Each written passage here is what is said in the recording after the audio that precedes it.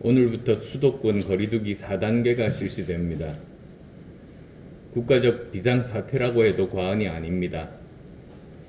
국민 안전도 비상이고 소상공인, 자영업자분들의 민생도 비상입니다.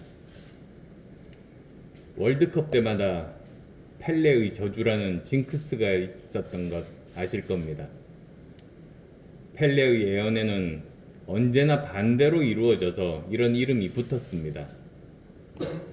문재인 대통령께서는 서운하실지 몰라도 이번 4차 대확산을 두고 많은 분들이 대통령의 저주라고 합니다. 그것도 그럴 것이 이제까지 4차례 대유행 직전에는 반드시 문 대통령의 코로나19 종식 예언이나 K방역 자랑이 있었기 때문입니다. 대통령이 자화자찬 말씀을 할 때마다 코로나19 대유행이 매번 이어진다면 이것을 어찌 우연이라고 할 수 있겠습니까? 대통령의 말씀은 진중해야 합니다. 다가오는 대선도 급하고 떠나간 민심도 잡고 싶고 무엇 하나 내세울 것 없는 국정평가 속에서 코로나19라도 빨리 잡고 싶은 심정일 것입니다. 그러나 대통령의 말씀에 사심이나 정치적 노림수가 앞선다면 국가적 문제 해결에는 전혀 도움이 되지 않습니다. 어떠한 경우에도 정확한 상황 판단과 분석을 바탕으로 말씀하시는 것이 국가 지도자로서 올바른 자세일 겁니다. 이번 사회적 거리두기 강화로 인해 예상되는 경제 사회적 손실 규모는 상상을 초월할 겁니다. 작년 말 한국은행의 통화신용정책 보고서에 따르면 사회적 거리두기 최고 단계 격상 시 연간 기준으로는 민간 소비는 16.6% 감소, GDP는 8% 감소한다고 예측했습니다. 작년 우리나라 명목 GDP가 1933조였던 것을 감안한다면 한 달만 4단계 거리두기를 실시하면 월 13조 원 정도의 GDP 손실이 발생하는 겁니다. 또 지난해 9월 중소기업 중앙회가 소상공인 대상으로 한 설문조사를 했습니다. 소상공인들 81%가 최고 단계의 사회적 거리두기 때 월 평균 매출 30% 이상 감소할 것이라고 응답했습니다. 이번 4단계 실시로 소상공인, 영세 자영업자분들이 느낄 불안감과 공포감이 어떠할지 익히 짐작할 수 있습니다. 이 정도면 손실 수준이 아니라 대참사입니다. 이런 참사를 냈으면 문재인 대통령이 먼저 직접 사과하는 것이 우선 아니겠습니까? 지금처럼 큰 위기일 때는 대통령이 나서야지 총리 뒤에 숨어 몸살이는 모습을 보여주는 것은 지도자의 자세가 아닙니다.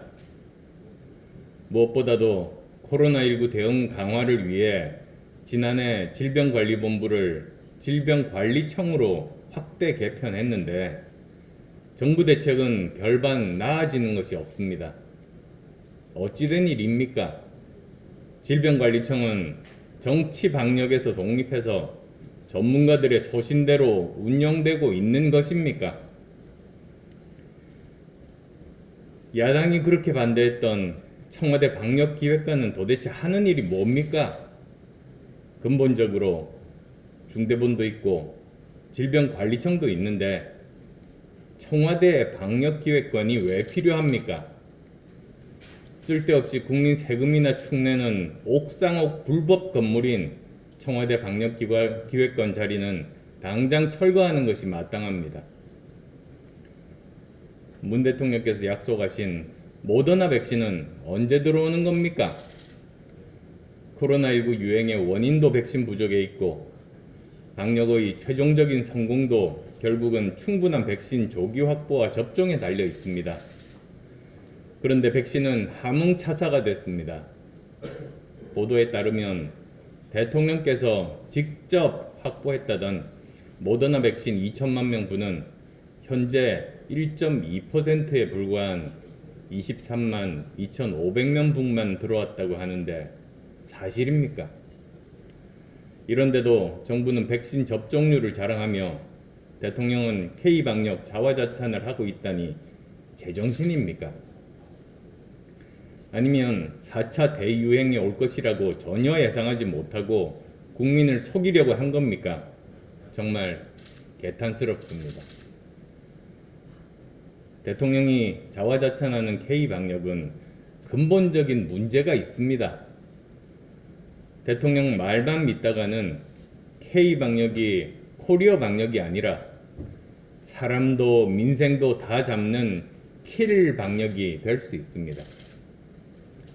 지금 정부의 방역은 국민의 인내와 고통 그리고 공공연한 사생활 침해를 담보로만 존재할 수 있는 국민 희생 방역입니다. 한마디로 주먹구구식의 비과학적이고 행정 편의적이고 사안에 따라 정치적 판단이 개입되는 방역 체계입니다. 저 안철수는 현행 정부 방역 체계에 대한 전면적인 쇄신 3가지를 요구합니다. 첫째, 정치 방역이 아닌 과학 방역으로 쇄신해야 합니다.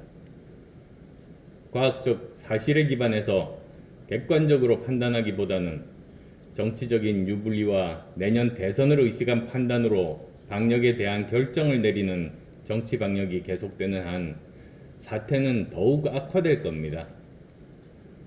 백신 접종은 2차까지 맞춰야 충분한 효력이 발생하는 만큼 백신 2차 접종률이 충분히 높아질 때까지 철저하고 엄격한 거리두기 수준을 유지해야 합니다.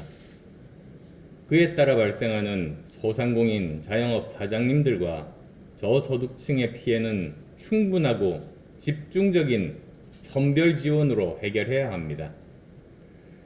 선량한 국민의 공짜 심리를 이용한 80, 90% 국민 재난지원금 술수는 지금 당장 걷어치워야 합니다. 앞으로 이 사태가 얼마나 오래 갈지 모르고 재정은 고갈되는데 계속 정권의 인기 유지만 생각하고 있을 겁니까? 둘째, 억압적 방역이 아닌 국민 공감 방역으로 전환해야 합니다. 세계가 칭찬한 우리의 방역은 우리 국민의 인내와 고통이 있었기에 가능한 겁니다.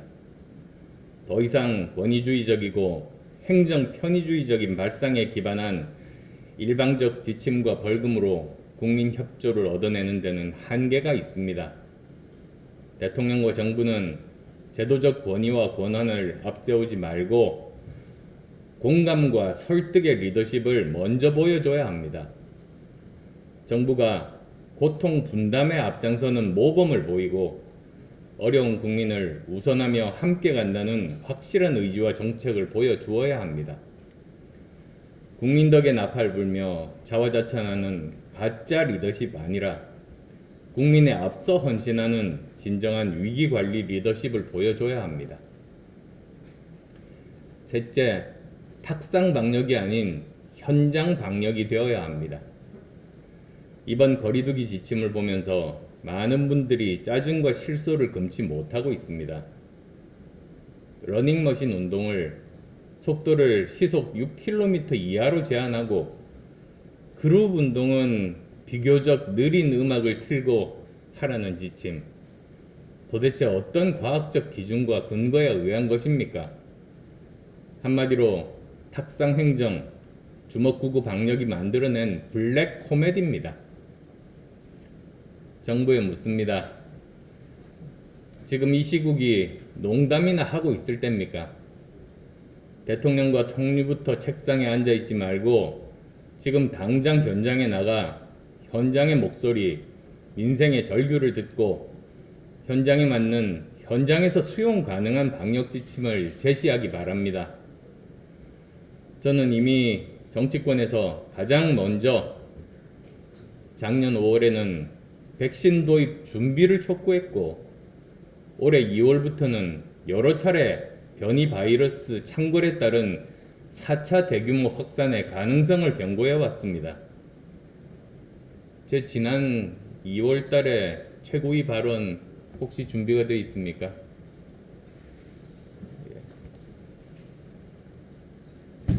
지난 2월입니다. 백신들이 남아공 등 코로나19 변종에는 효능이 떨어지는 것으로 나타나고 있습니다. 정부의 전망보다 더 오래 코로나19로 인한 어려운 상황을 견뎌야 할지 모르겠습니다.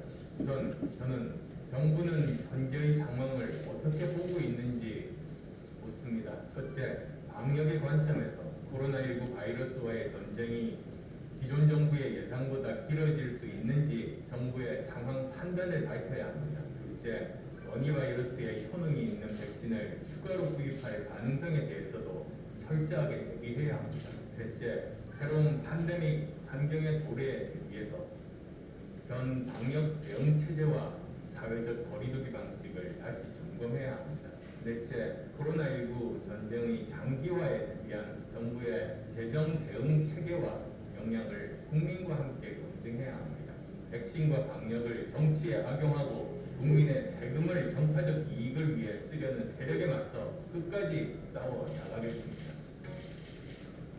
작년 2월에 저는 변이 바이러스에 의한 대규모 확산 경고를 했음에도 불구하고 결국은 지금까지 정부가 그 이야기에 귀를 기울이지 않고 오히려 무시하면서 지금 이 사태를 맞이하게 됐다는 점 정말 안타깝게 생각합니다. 그런데도 정부 당국은 백신 접종률이 지지부진한 가운데 여행 쿠폰을 뿌리겠다며 샴페인을 터뜨렸습니다. 안타깝게도 5달 전 제 경고가 4차 대확산이라는 현실이 되고 말았습니다. 정부에게 강력하게 촉구합니다. 선거가 아니라 국민을 바라봐야 합니다. 코로나19는 간단치 않습니다. 델타 변이가 끝이 아닐 겁니다. 다음에 나타날 신종 변이는 기존 백신을 완전히 무력화할 수 있습니다. 백신 수급 상황도 더욱 나빠질지 모릅니다. 집단 면역까지는 갈 길이 너무나 멉니다. 이런 모든 상황에 대비해 우리는 계속 긴장을 유지해야 합니다. 쓸 수 있는 총알도 최대한 아껴야 합니다. 그러기에 국민 100%니 80%니 또 신용카드 캐시백이니 하면서 재난지원금을 무한 살포하려는 매표 정책은 위험천만합니다. 코로나19 위기가 언제까지 갈지 모르는데 위기 극복에 필요한 자원을 자신들의 정치적 사익을 위해 선거를 위해 낭비하는 일은 있을 수 없습니다. 마지막으로 문재인 정부의 주먹구구식 정치 방역을 보면서 과학기술 중심적 사고의 중요성을 다시 한번 말씀드립니다. 위기일수록 사실에 근거한 과학기술적 사고와 접근이 정책 결정의 중심이 되어야 합니다. 과학은 거짓말을 하지 않습니다. 모든 과정이 투명하고 합리적이어야 정확한 결정을 이끌어낼 수 있습니다. 지금의 국난 극복을 위해서는 선거나 표심을 계산하는 정치 방역이 아니라 코로나19 문제 자체의 해결에 집중하는 과학기술적 사고와 접근이 어느 때보다도 높이 요구됩니다. 정치인이나 행정관료보다 과학자와 전문가의 판단이 우선되어야 합니다. 미래로 가는 길도 마찬가지입니다. 대한민국은 이념과 진영 논리가 가리키는 방향이 아니라 과학기술과 이성이 가리키는 방향으로 나아가야 합니다. 이번 코로나19 대응을 보면서 그 중요성은 더욱 분명해졌습니다. 이제는 과학기술 중심적 사고, 실사구시의 축으로 실용정치 시대를 열어야만이 우리에게 미래가 있습니다.